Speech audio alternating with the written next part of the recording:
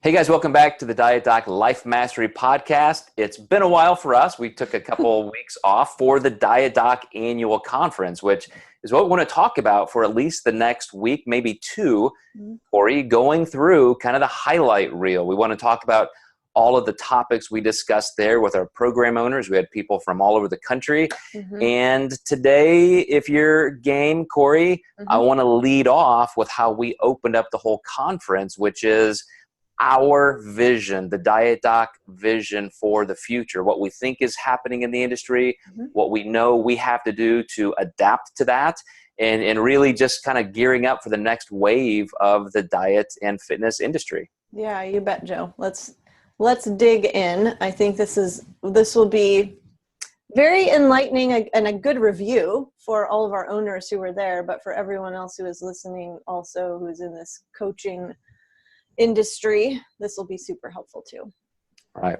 So one of the things that has hit me personally, and it was a little bit of a gut check, I would say, in just my own perception of our role in the industry. And part of it is because I've been doing this for 25 to 30 years, and it's just easy to get stuck in the mundane mechanics of running a business. And you know, we give such great customer service to individual clients that we still work with, and we're constantly on the ball working with our program owners. So to say that we still need to keep one eye on the horizon for not only our company, but the entire industry is not only kind of a dumb, obvious thing, but it's easy to give up your position of leadership. It's easy to assume, well, the world is taking care of itself. I'm just going to go through my daily rituals.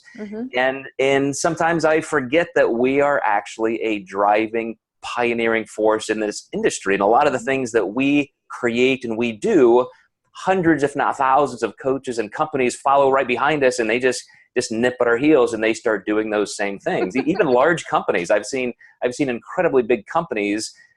I can't say that they're stealing our taglines and that kind of thing, but I will say I have had to get my intellectual property attorney involved a couple times because people were actually stealing entire pages from our website. I'm talking about big companies stealing like that. Okay.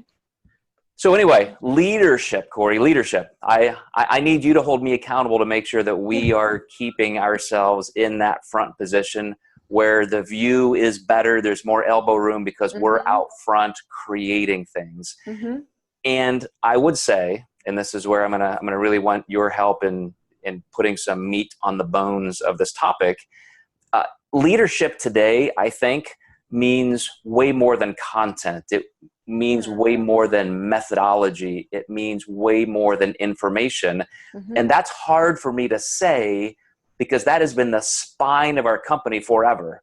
We have been the guardians of the science, so to speak. We've created this entire path forward for so many people, so many coaches, but now this deep into the social media world, it's all about perception and it's all about experience. So we have to shift from just focusing on methodology to experience. So what does that mean to you? Or if you remember back at the conference, what were your thoughts? I think that we've done that really well and skillfully, Joe, partly because of who we are and what our personalities are like.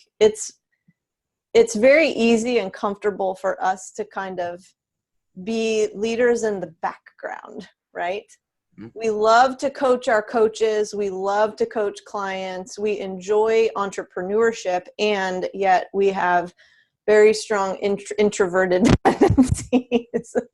So it's worked really, really well, except that when we see the shifts in the industry becoming, where we need to be more exposed and we need to be in front of people more and we need to have those relationships be front and center and out there for everyone to really get a sense of, that there's where the challenge lies, I think. But when I was listening to your talk and the intro to the conference, when we discuss experience, I'm getting emotion from that. When I create an experience with my clients, that's what I'm moving into them. It's an emotional intensity that we have between us, because they can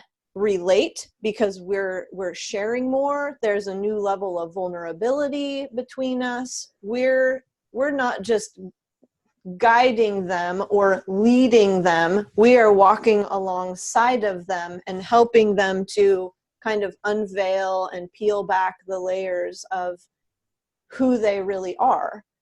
And that's the foundation of experience when I think about it. Yeah, and it makes me think of a little story that you and I were discussing, in that, you know, a potential client contacted me. He had seen my Contest Prep University videos podcast, and he said, "Man, I just have to reach out. I'd love to talk to you about this, you know, contest coming up."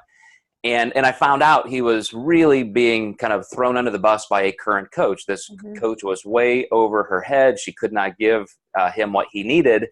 And I felt like, my gosh, this guy is 2 weeks away from a show. And so I said, let's get on the phone. And he was just blown away that I would call him on a Saturday morning, when his own coach wouldn't even give him the time of day. And then I compare that to another coach I heard, who a potential client contacted and received the response, well, I can schedule a call with you, you know, in a week and a half. And that's exactly what came to my mind, is that is what I mean by experience. You can no longer say, this is right, this is wrong, here's an article, here's a video clip, I'm smart, they're not. You have to be in it with clients. And this is again, all in the context of growing a fitness-based business, but in reality, this transcends any genre or category of industry. If this is the way you do business with people, you're going to grow a good business. And that means you have to be out front. You have to be creating these experiences. You have to be meeting people face-to-face, voice-to-voice. And a lot of people have just given up on that. They think that's kind of the old way, but it's really coming back front and center. Well, and when you have an industry, and it seems like, I get the feeling that, like you said, it's not just our industry, but so many people are going into business and entrepreneurship at this point. We have to be ubiquitous, because there are so many different choices out there. So if someone does take the time, makes the time to reach out to you, you better be on your game. You better be thinking, how can I delight this client? How can I give them the sense that they are the most important person in the world right now when they're communicating with me? Because when the competition is so high, I mean, you've given us some really good examples of how different coaches operate. I think I would like to think, Joe, that we're not the only people who operate with this in mind. But I think it's pretty rare. I do. Well, I think what you said about this transcending other industries is a great way to show how you can differentiate yourself in any business you're in. You know, I mentioned that Enterprise Rent-A-Car. There was a dramatic shift in their operations when all of a sudden I walked into one place after another in different cities. Instantly, somebody jumps out of their chair, greets me at the door, the handshake. They don't do the paperwork inside and then throw the keys over the counter and say, oh, the parking lot's over there. They walk you to the car. They get in the car with you. They do the contract work there. They shake your hand again. They call you by your name. Like that's a corporate top-down change.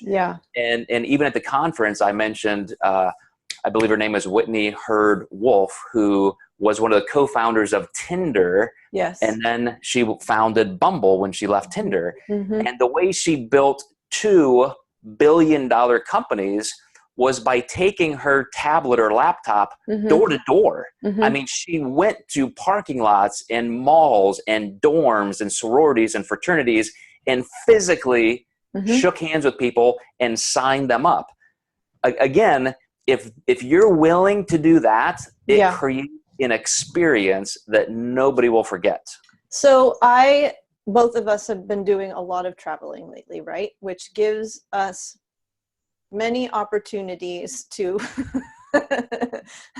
see this customer service in action. I'm thinking about my experiences flying and just the differences in the flight attendants and how they attend to the people on the plane. What we might perceive as just small differences in friendliness or engagement or positivity, man, we experience in our bodies massively different intensity levels. So I was on one plane where the person personally like introduced himself and said, "I'm very happy to have you on this flight today," to every single person on the plane. Didn't just get on the loudspeaker and give the traditional greeting, but it was, "I'd like to shake your hand. I'm really happy you're here with us today." I think you're going to see more and more of this in large corporations, again, as I said, from the top down, because everybody realizes you have to create a culture like that, and it can be taught. That's the great thing. Like you can actually teach people that this is how we're going to function. This is the difference in our company. And I would say to our own program owners, if you're not bending over backwards to create personal experiences with your clients, you've got competitors who are, and you're going to miss out. It's a big deal. Something, we were eating out in Nashville when we were there too. And when the waiter comes up and sits in the chair next to you and helps you decide what drink you should order and is asking you like what you like, they're like your best friend then. That's experience right there. They are creating something memorable. Well, let me close with this. I'm gonna bring a negative one in as a contrast because I have been in insurance companies like my own, where you go in, you have an appointment, you go into a nice waiting room, you're greeted, you're offered a drink. One even had a sign up, welcome Joe. You're like in anticipation, like I can imagine every hour they're out there changing the sign for the next client. Yeah. I had to go into a different insurance company that's not mine because long story, but it involved a moving vehicle accident in my family. So I had to go to somebody else's insurance company, walk in there. There's just a cold little foyer with a locked door in a locked window. Like if you went to a gas station at midnight and you have to like put your credit card under the bulletproof glass. And this lady behind what I would assume was bulletproof glass in an insurance company just treated me like I was a disruption in her schedule. Like, why are you bothering me? Yeah. And it not quite to that extreme, but that is the feeling people get when they just perceive you're not giving them the attention that they wanted. You're not even meeting just normal civic courtesy. Right. You feel like you don't matter.